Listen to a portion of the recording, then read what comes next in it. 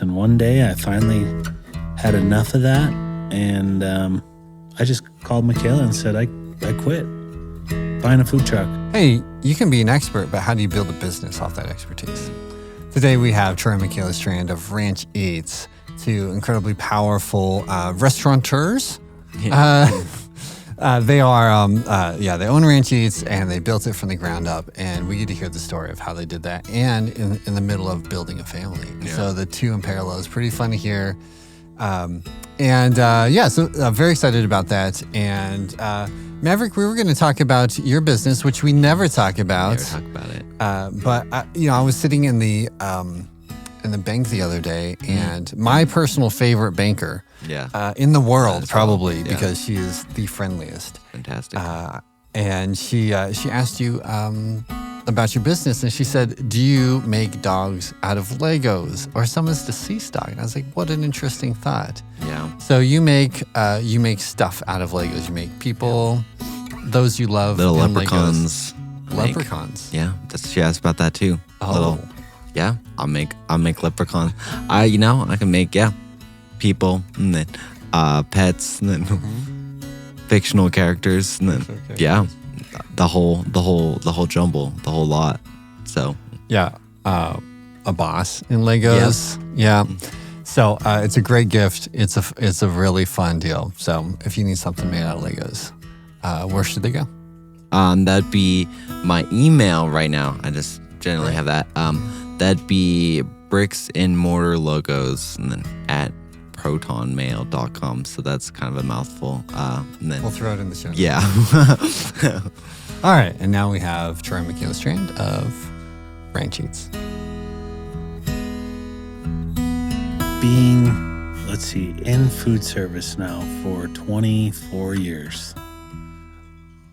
Working from, mom and pop to corporate to independent, different operations. Corporate food service takes a special person in the sense of there's, I can't just pull you in and say, hey, you were a half hour late today.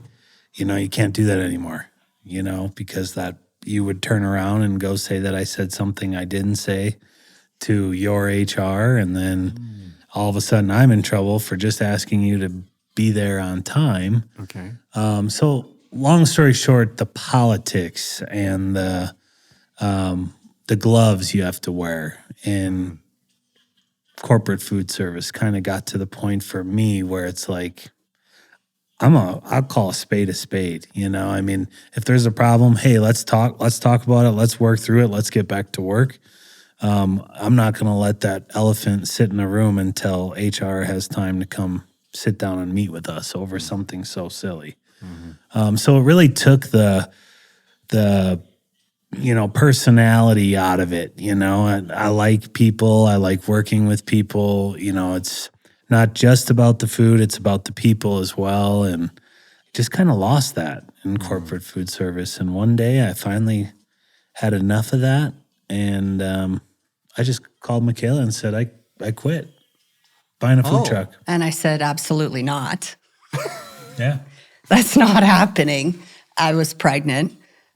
We had our two other daughters. And I said, that's great. You go do that. But I'm going to keep my job and keep working. And I knew somehow we would make it work because I wholeheartedly trust him. And we've been through a lot of peaks and valleys in our relationship. So I knew that no matter what came of it, it would work out. But at the time, I thought he had completely lost his mind. But I had to trust him. And I did, and it worked out. Yeah. Todd is our head catering chef. Okay. That worked with Mikaela and I. Mikaela was at the hospital with us for a little while before she went to work for construction. And Todd was there, and he was a barista for her for a little while, and then he was a cook / catering chef for me at the hospital. And we built a great relationship while we were there together, Mikaela and I, with Todd. We were there just shy of 6 years, and when I decided to up and leave, Mikaela had moved on to construction at that point. And I just said, you know what, I'm ready to go back to doing my own thing. And Todd was insistent. He's like, wherever you're going, I am going with you. And I'm like, Todd, I don't even really know if this is going to come to fruition. Like, Yeah. and then he's like, I don't care. He's like, if you go work another job, I want you to hire me. He's like, you are a people person. You understand, the needs of everyday position and what people like and dislike. And he goes, you're a true leader. He's like, I want to follow you wherever you go. Wow. So the last day of I put in a month notice when I left the hospital, but the last day of my journey there, he's like, so what did you decide you're doing? I'm like, I'm going to buy a food trailer down in Orlando, Florida. And signing it was like a 40% interest loan because we had no money. It was, all the cards thrown on the table. And He drove to Orlando. to Orlando. Todd and I got on a plane. I had bronchitis and ear infection and pneumonia, and I was pregnant.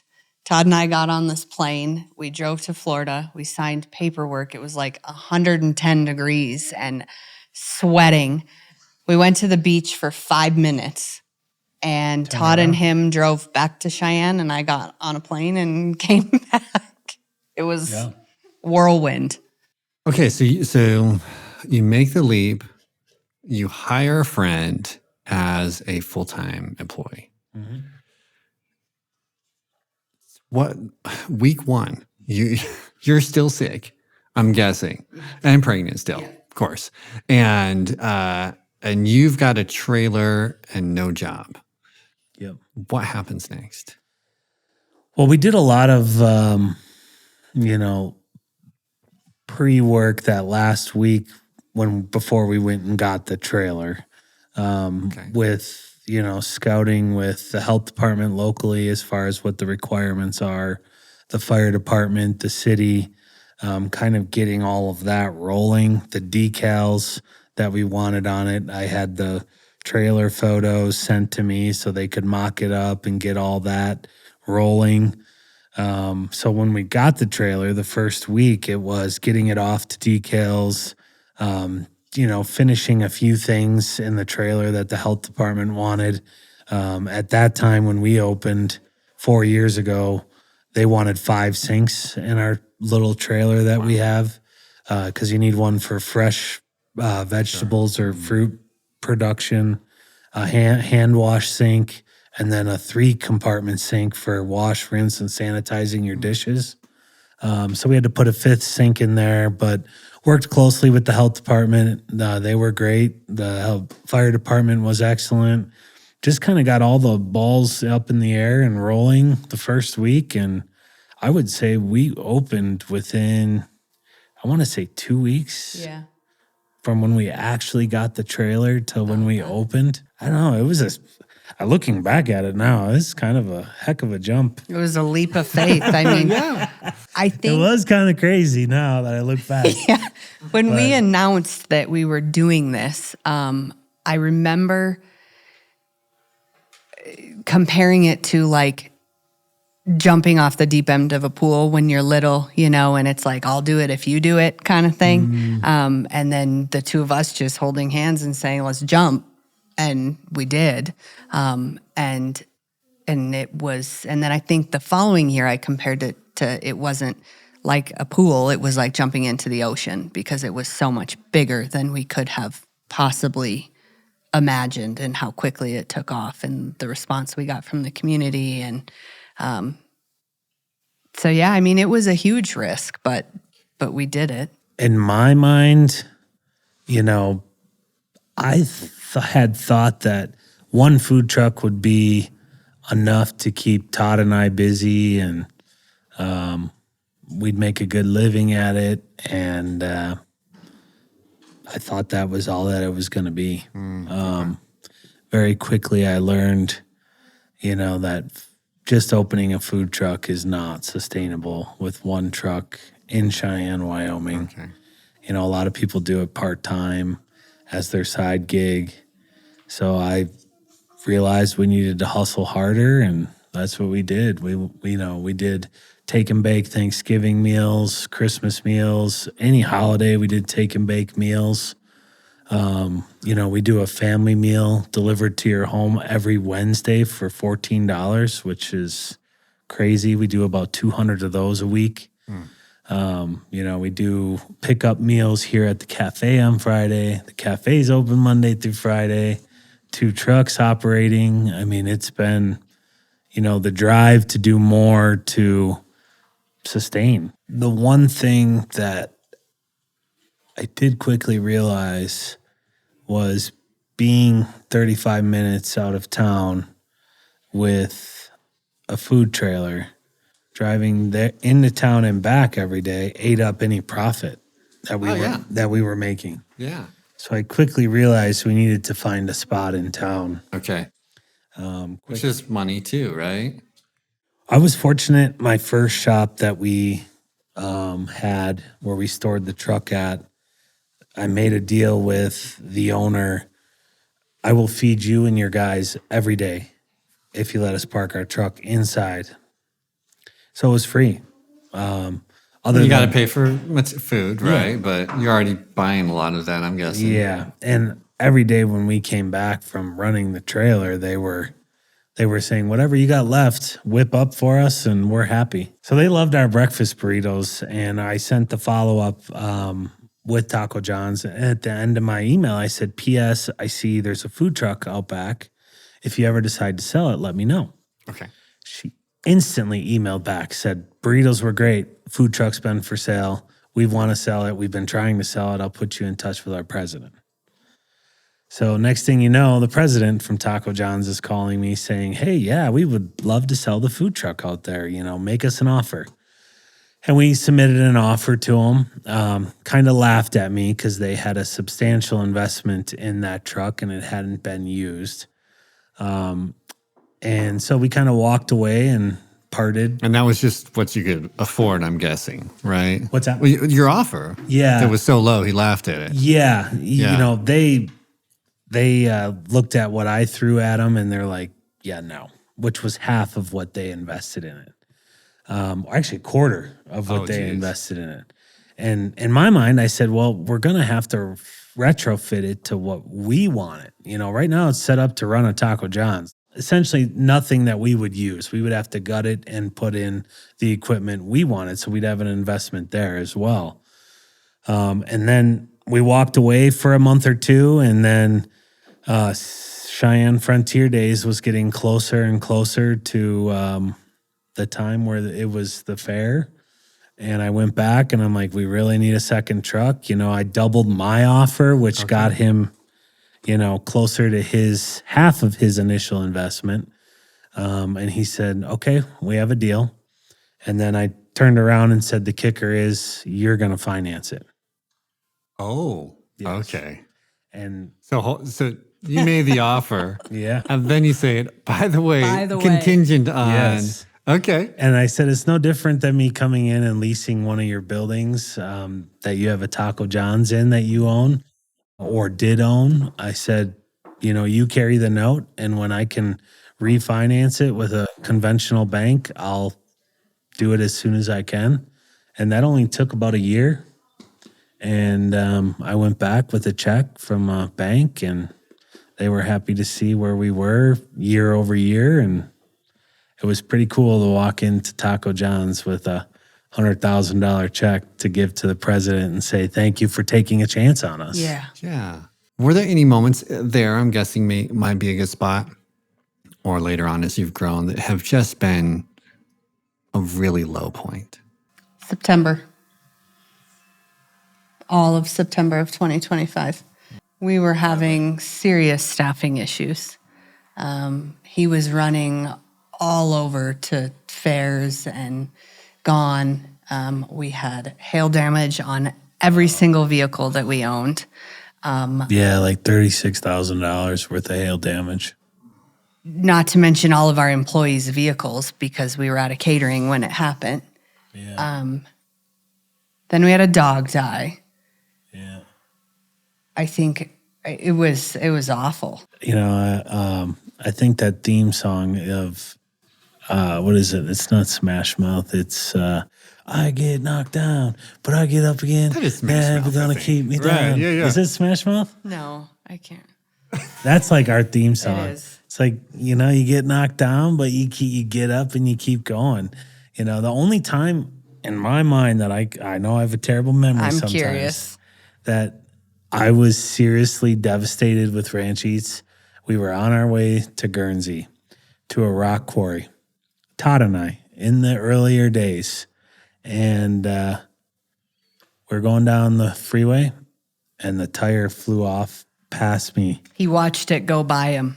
crossed the median into oncoming traffic and missed 2 cars. And the four-wheeled trailer was now on 3.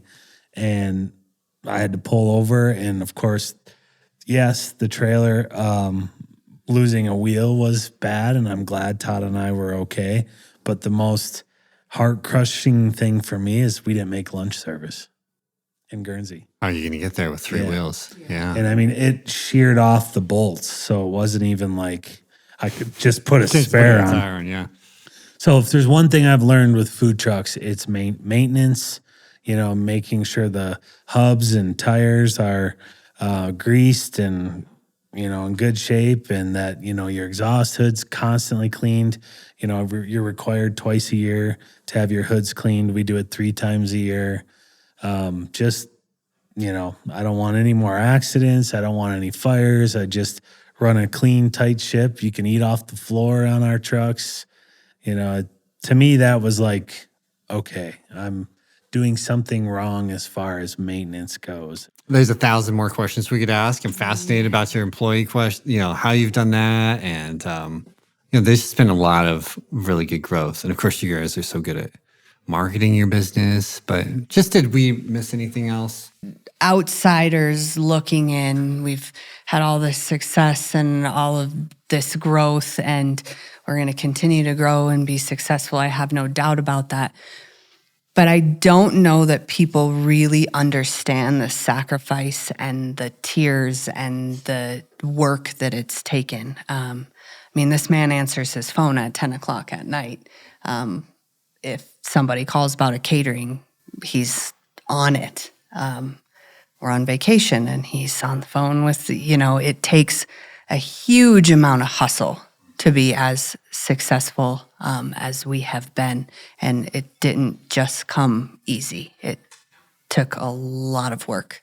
And it's going to, it's going to continue to take a lot of work. Some weeks, you know, you have 100 phone calls and it's great. And then some weeks you have no phone calls and you got to figure out how to make payroll. You know, so it's, the hustle is there, and we do hustle, and we're very fortunate that we have each other in that and balance each other out. Yeah, it definitely has not been easy. I mean, there's a lot of hours that go into it, from, you know, food costing to ordering to menu development to staffing to doing the back end of things with benefits and payroll and keeping things fresh and seasonal and scheduling. And it's just one thing after another. But yeah, it definitely comes with a lot of hard work. It's not just something I ever looked at or you looked at. I know this for a fact and said, yeah, we're going to do that part-time because we like to cook, which most people start a food truck for that reason, and they get out of it very quick because it's not for the faint of heart, for sure. Yeah. But I enjoy it. Man, if I could just cook on a food truck every day, I'd be so happy. I don't get to get on a truck very much anymore because of the logistical business end of things every day, from getting the cafe started and the truck started and the catering started. And then you heard it all through this thing, phone ringing 25 times, you know, it's like, you know, it's the day I wake up at 3 a.m. and by the time you know it, it's 9:00 at night. It just flies, So, But the reason we're able to do that is we do it as a family. It's him and I. And then this summer when the kids are done with school, all these crazy food truck adventures, me and the kids and the dogs all go. So, we get to do it as a family. It takes a lot to go to Florida. Was it Florida, right? Yeah, they went to Florida to grab a trailer and then get in and start a restaurant out of the back like of a food truck. And that's, I'll say, that's not, most people aren't going to that's not like I want to quit my job, so I'm going to, it takes another level of creativity, of ingenuity, of entrepreneurship to think of that kind of thing and to scale it to what it is now, is really big now. And there's thinking of scaling it even more. I just think that's really cool. And it definitely shows the importance of entrepreneurship as well as how powerful it is, I think. I'm glad you brought that up. That reminds me, his the confidence to just I'm just gonna go to Florida, take a crappy loan, and make it happen. Yeah. Maybe not all the way wise, but some maybe there's something in that. You can hedge your bets. Maybe the loan might be looked down on by some people, but the fact that he was so confident in what he was doing, that's a big asset. So he was smart about that, and he recognized where his gifts are. Sometimes it's easy to look at the negative stuff and not be like, yeah, but I can do this. Yeah, but I have these skills. Yeah, but I've been doing this for 30 years or whatever. Right. So that was good. There's also something that even in the interview that I couldn't quite pin down even how to ask the question, but they had their friend want to join them on their business. Yeah. And that is just so special. How do you? I don't even know how to ask the question. Like of the person, either Troy or Mikaela. Like, why do you think he was so willing to? I wanted to ask. I should ask him. Yeah. Why are you so willing to? So, anyways, I'm just kind of floating here, but he must have. There's some good, strong leadership and treating people right that Troy was doing even before he was a business person. He was still acting in that capacity. He was a manager and he was over people, but he took care of people. So pretty impressive. Yeah. Pretty impressive. Anyway, thank you, Troy and Mikaela. That was a joy to talk to you, and I appreciate you making the time. We recognize that that's a big thing for you. So thank you for what you're doing in our community. And we hope that all of us go out and do something like what they did. So until then, my friends, happy sailing.